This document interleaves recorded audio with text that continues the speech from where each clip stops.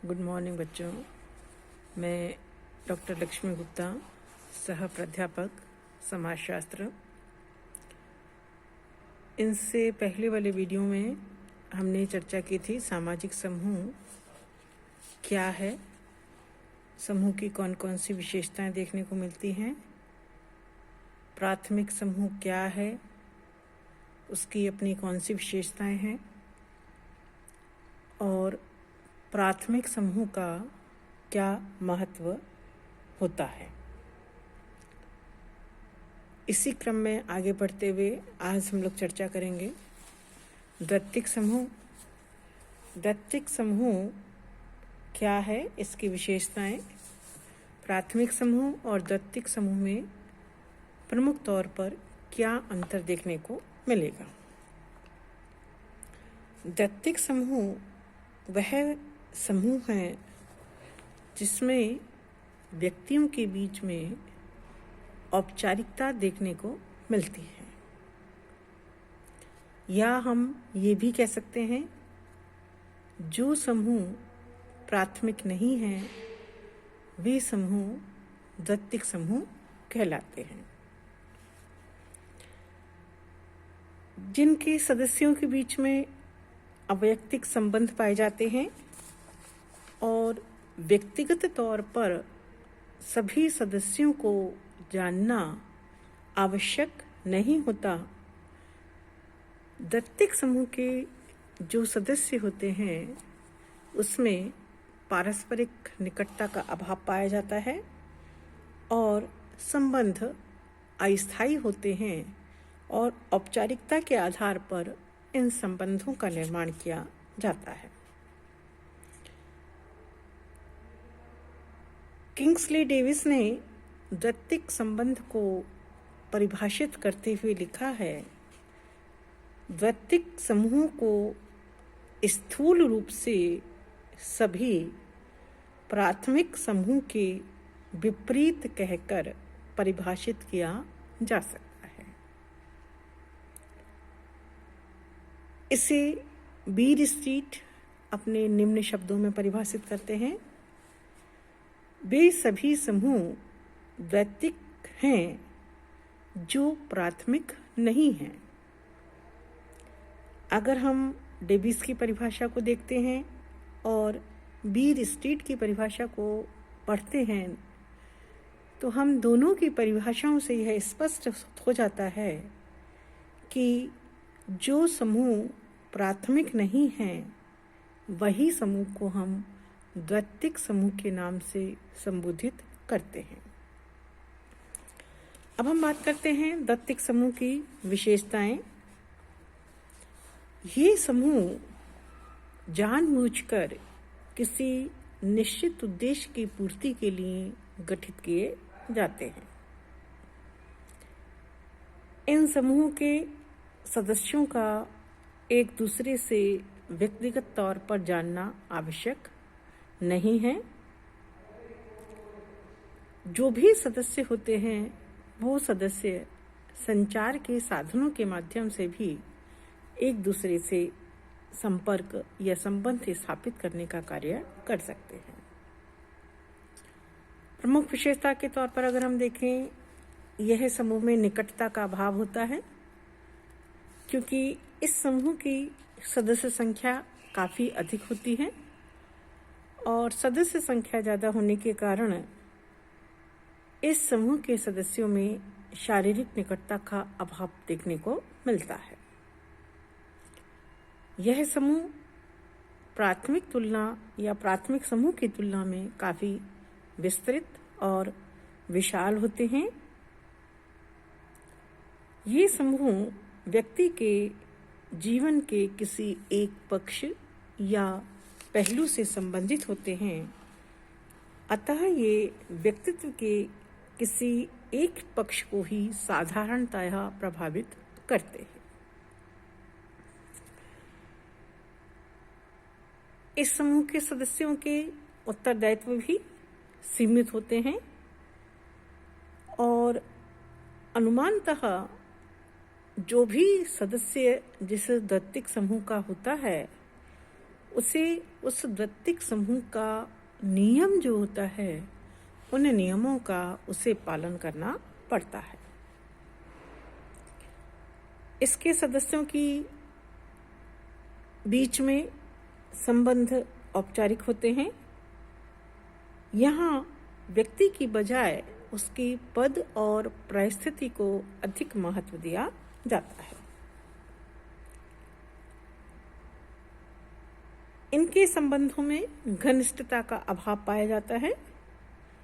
इसका प्रमुख कारण है कि हम जिस समूह के सदस्य होते हैं, अपने उद्देश्य पूर्ति तक उस समूह की सदस्यता को हम बनाए रखते हैं, उसके पश्चात हम उसकी सदस्यता छोड़ देते हैं। अब हम बात करते हैं द्वितीयक समूह के लाभ कौन कौन से हैं और इसकी हानियां या दोष क्या देखने को मिलते हैं। अगर हम इसके लाभ की बात करें तो द्वितीयक समूह परिवर्तन का द्योतक है, प्रगति का द्योतक है। व्यक्ति जिस समूह का सदस्य होता है, वह हमेशा अपने विकास की ओर आगे बढ़ने का कार्य करता रहता है। वह रूढ़ि, प्रथा, परंपराओं से बहुत दूर रहता है और अपने आप को समय के साथ साथ बदलने का भी प्रयास करता है। व्यक्ति में द्वितीयक समूह जागरूकता पैदा करता है।